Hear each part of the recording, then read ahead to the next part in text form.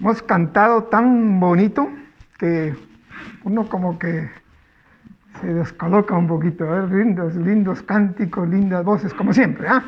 Pero bueno, al tema. Por supuesto voy a hablar de lo que ha leído Rafa, de Pedro y Jesús caminando en el agua, ¿eh?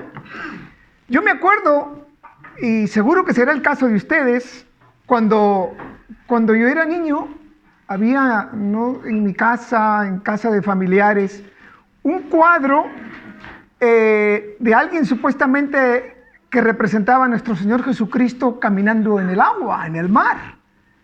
Tenía un vestido blanco y caminaba en el agua, ¿no? ¿Lo han visto ustedes o no? Todos, ¿no?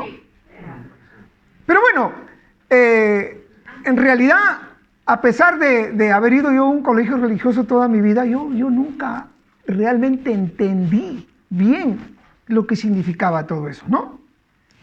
Y no fue sino hasta que empecé a estudiar, a leer la Biblia, que entendí realmente de qué se trataba, ¿no? Pero todavía aprendí mucho más cuando leí un libro hace muchos años que se titulaba Si quieres caminar en el agua, debes salir de la barca. Y me llamó mucho la atención, ¿no? Y siempre yo pensaba en el cuadro, ¿no? Porque esos cuadros que habían en las casas como que imponían respeto, ¿ah? Ahí uno no decía palabrotas, pues no. Ahí había que portarse bien, ¿eh?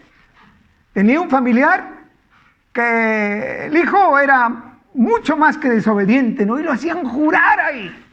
Siempre juraba, jura que no vas a hacer, jura.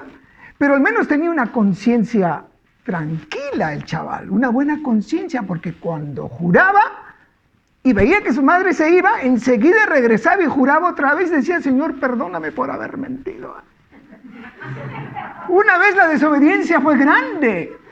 Él, en cuanto veía que su madre se iba, volvía. La desobediencia fue grande y él juró, obedeció a su madre. Jura que no lo vas a repetir, lo juró. Y se regresó enseguida, pero no se dio cuenta que la madre todavía estaba ahí. Y él se puso a jurar y la madre le dijo, hijito, no es necesario jurar 2 veces. No, mamita, que estoy haciendo penitencia, le dijo. Pero bueno, eso era el cuadro, ¿eh? Y por supuesto me gustaría que tratar de transmitir con un poquito más de profundidad lo que nos dicen los evangelios, ¿no? Y es importante, muy importante, el contexto y la cronología de todos los hechos. Fíjate que empieza en el capítulo anterior que los discípulos le dieron la mala noticia a Jesucristo que había muerto Juan el Bautista. Y se puso muy triste Jesucristo. Y dicen las Escrituras que decidió ir al desierto, ¿no?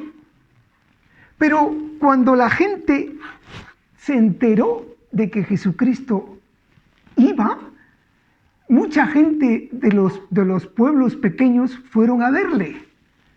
Dice más adelante que eran más de 5,000, sin incluir hombres ni niños. Y en Mateo 14:15, un poco más atrás, dice que cuando anochecía, se le acercaron los discípulos y le dijeron a Jesucristo que despida a la gente para que vayan a comer algo. No me estoy saliendo del tema, voy a volver. Para que vayan a comer algo. Y Jesucristo les dice, dale vosotros de comer.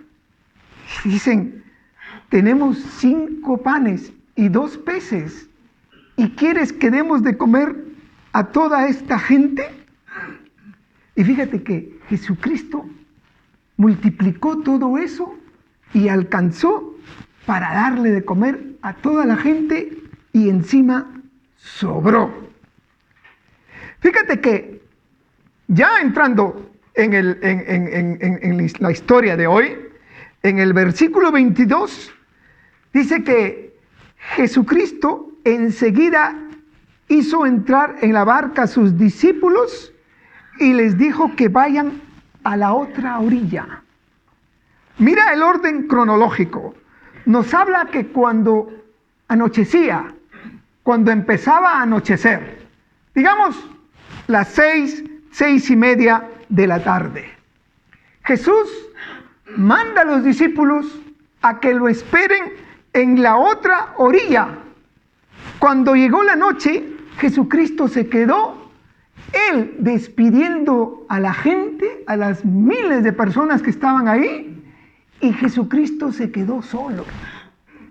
¿Haciendo qué? Sin duda orando. ¿Qué escenario para tan lindo debe haber sido? Jesucristo se queda solo y manda a los discípulos a la otra orilla. Es humano pensar que los discípulos, después de un día tan difícil, tan duro, estuvieran cansados, pero obedecen a Jesucristo y empiezan a remar hacia la otra orilla. Una travesía de unos 5-6 kilómetros para hombres fuertes como ellos. Podríamos decir que les tomaría alrededor de un par de horas quizás, en circunstancias normales. Pero fíjate el versículo 24, ya la barca estaba en medio del mar, azotada por las olas, porque el viento era contrario. Las circunstancias cambiaron, cambió el tiempo, y al menos que hayamos estado en alta mar, en el mar, no nos podemos imaginar lo que es una tempestad en alta mar. Fíjate que las olas son tan altas que las embarcaciones de repente la ves arriba en la cresta de la ola y de repente desaparece. Y mientras va hacia abajo, no sabes si vas a llegar o se va a voltear o qué va a ocurrir. Pero nos habla también de tempestad. Había viento. Si a esa subida y bajada, ahora el viento inclina a la nave hacia la derecha primero, no sabes si vas a terminar ya en el agua, y después a la izquierda, y arriba y abajo. Es horrible un escenario así. Y a eso le acompaña ese terrible sonido del viento. Suena. El mar, en lugar de verse azul, como se ve normalmente, se ve blanco por las olas. Solo hay viento y tormenta. Y fíjate que los discípulos se encuentran con esa situación y ya de espaldas a la corriente para poder bien, siguen remando y remando.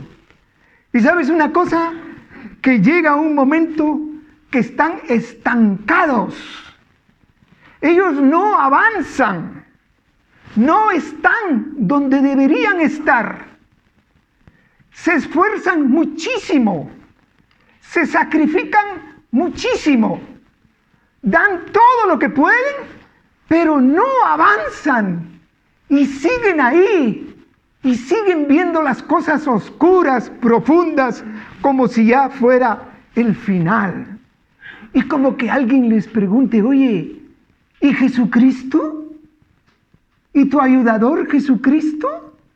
Pues él se quedó en la orilla, despidiendo a los demás, orando, y nosotros aquí, haciendo lo más difícil.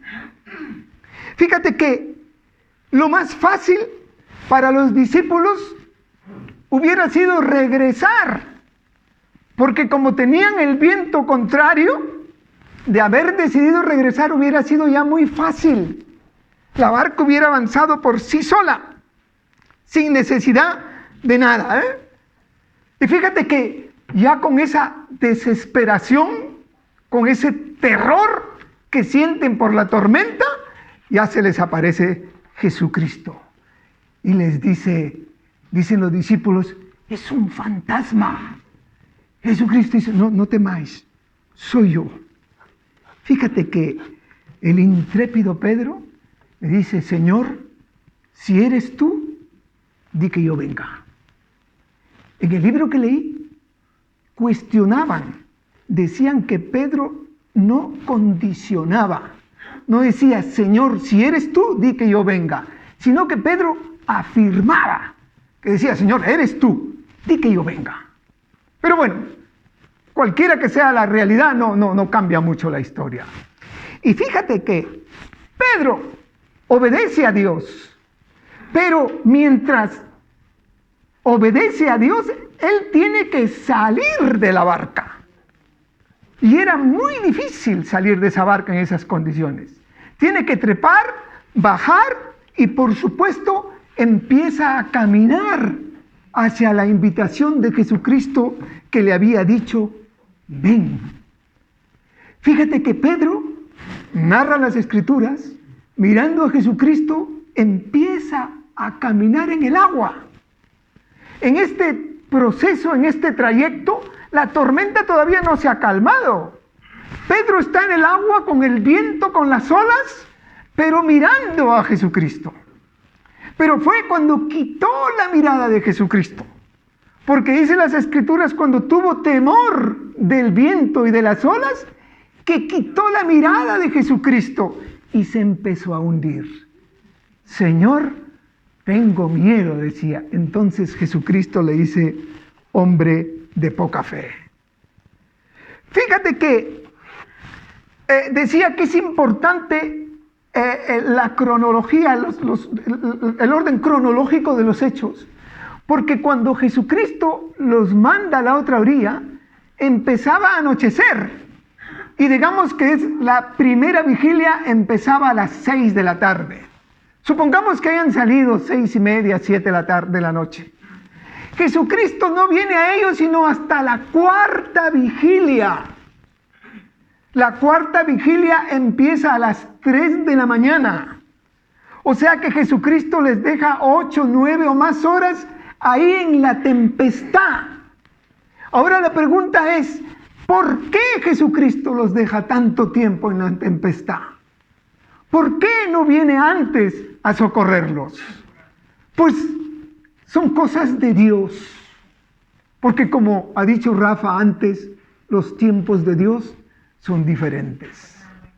Y fíjate que llega Jesucristo a la barca y se calman los vientos. Y se calma la tempestad. Y narran más adelante en Juan que llegaron a la otra orilla. Los discípulos sufrieron, la pasaron mal, se desesperaron, tuvieron miedo, pero llegaron a la otra orilla. Muchas veces la otra orilla en nuestras vidas es la solución de un problema inmediato que tengamos, pero lo más profundo es el final de nuestros días, cuando nosotros lleguemos al otro día, a la otra orilla. Y narran las Escrituras también que los discípulos se maravillaron y dijeron, verdaderamente tú eres Hijo de Dios. Se habían olvidado de todos los milagros que habían visto, porque la gente que acudió a Jesucristo antes de que los alimentara, dice que sanaba a muchísimos, hacía milagros. Los discípulos estaban maravillados, pero por el temor que pasaban, se olvidaron. Y tuvo que decirle otra vez, verdaderamente eres Hijo de Dios. Fíjate que esta historia es una historia fabulosa, porque me pregunto, ¿cuándo estaban los discípulos más cercanos a Jesucristo, espiritualmente hablando? ¿Antes o después de la tormenta? Después de la tormenta. Dios sabe por qué nos manda tormentas en nuestras vidas. Él sabe por qué. ¿Y sabes una cosa? Que en realidad el corto viaje que tenían los discípulos se alarga, llegan pero salen mucho más bendecidos. Y fíjate que una cosa importante es que esta historia es una maravillosa historia. No es simplemente una historia. Y es maravillosa porque es perfectamente válida para todos nosotros 2000 años después. Nosotros en nuestras vidas atravesamos tormentas. Si no tenemos una tormenta ahora, es casi seguro que la vamos a tener, o las hemos tenido. Y nosotros también, como los discípulos, en medio de la tormenta, nos esforzamos, trabajamos, hacemos lo mejor y parece que no avanzamos. Buscamos trabajo, problema de salud, problema con los hijos, y estamos nosotros ahí y parece que no cambia nada. Parece que estamos estancados. Y es más, si el viento es tan poderoso y tan fuerte, parece más bien que retrocedemos y que estamos peor que antes de conocer a Cristo. Pero eso es solamente nuestra visión. Esta es nuestra manera humana de ver las cosas. Pero con los discípulos, Cristo está en control de la situación. Qué bonito y qué duro es en la vida a veces estar convencido de que Cristo tiene el control de nuestras vidas. Y en las tormentas que podamos atravesar, si estamos en la primera vigilia, no sabemos cuándo Cristo va a venir, pero Cristo permite la tormenta porque nos quiere y nos quiere mejores personas.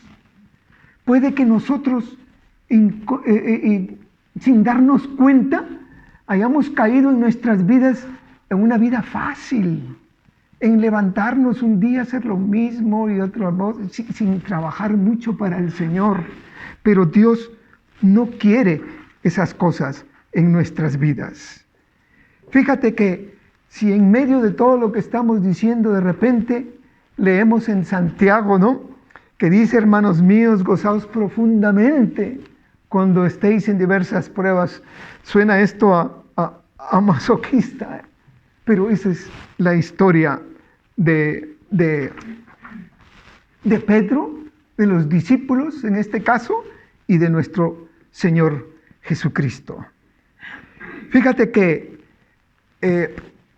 cuando se habla de tormenta, normalmente está precedida por la calma.